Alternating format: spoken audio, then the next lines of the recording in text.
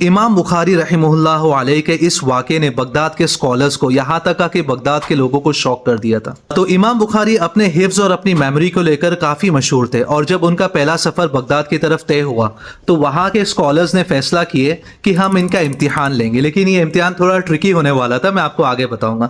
تو وہ کہتے ہیں کہ ہم امام بخاری رحمہ اللہ علیہ کو ایک ایک کر کے 10 سوال پوچھیں گے، 10 حدیث پوچھیں گے، اور اگر وہ واقعی میں حدیث کے ایکسپرٹ ہے تو وہ ہمیں اس کا جواب دیں گے۔ تو یہ سارے اسکالرز لائنڈ اپ ہو جاتے ہیں اور امام بخاری پہلے اسکالر کے پاس جاتے ہیں، اور وہ ان سے کہتے ہیں حدثنا الحمید عبداللہ ابن زبیر قال حدثنا سفیان ابن عیینہ قال حدثنا یحییٰ، پھر ایسے کر کے وہ پوری چین بتاتے ہیں اور حدیث کہتے ہیں قال رسول اللہ صلی اللہ علیہ وسلم انما الاعمال بالنیہ، کہ ہر عمل کا دار و مدار نیت پر ہے۔ یہ حدیث کافی مشہور ہے، اور وہ ان سے پوچھتے کیا یہ حدیث صحیح ہے کہ نہیں؟ امام بخاری اس کا جواب دیتے کہ مجھے اس کا علم نہیں ہے، ما عندی، مجھے اس کا علم نہیں ہے۔ اور لوگ سرپرائز ہو جاتے ہیں کہ یہ اتنی فیمس حدیث اور اتنی مشہور حدیث ہے کہ ہر عام انسان کو بھی پتہ ہے، اور امام بخاری کہتے ہیں کہ مجھے اس کا علم نہیں ہے۔ خیر ایسے سے کر کے دوسرا، تیسرا، چوتھا، اور سارے اسکالر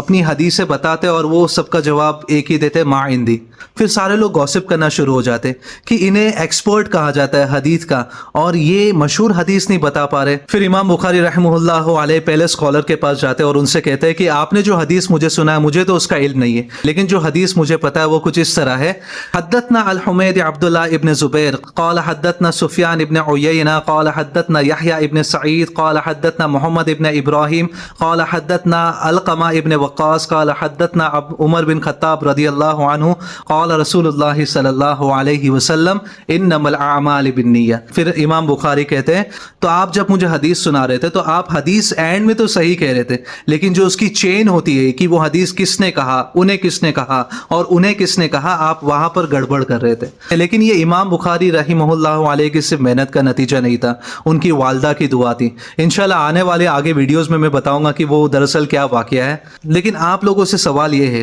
کہ اس فتنوں کے دور میں جب آپ کو کوئی حدیث سناتا ہے یا قرآن کی آیت سناتا ہے کہ آپ اس سے پوچھتے کہ اس حدیث کا حوالہ کیا ہے یا اس کی سند کیا ہے؟ اگر نہیں تو آپ ضرور پوچھیں، کیونکہ یہ آپ کی ذمہ داری ہے اور سنانے والے کی ذمہ داری ہے۔